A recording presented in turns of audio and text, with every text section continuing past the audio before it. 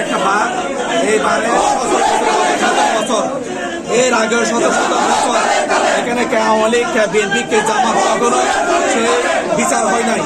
এখানে সবাই অংশগ্রহণ করেছে এবং সুন্দরভাবে আমরা এই নির্বাচনকে একটা আনন্দ হিসেবে আমরা গ্রহণ করতাম। সুতরাং আইনজীবী সহ পুরো বাংলাদেশের আইনজীবীরা জানতো যে জেলা আইনজীবী সমিতি কৌশলের মাধ্যমে একটা নির্বাচন হচ্ছে। এটা মিডিয়ারা যারা ছিলেন তারাও জানেন যে নির্বাচনটা একটা আনন্দ সম্পর্ক। আমরা কখনো নির্বাচন হিসেবে নিতাম না, এটা আমরা একটা আনন্দ হিসেবে নিতাম। আজকে গত 5ই আগস্টের পর থেকে 24-এর পর থেকে প্রথম নির্বাচন যেটা 25 তারিখ 25 নির্বাচন, সেটাও বিএনপি জামাত দখল করেছে। আজকে ওনারা আজকে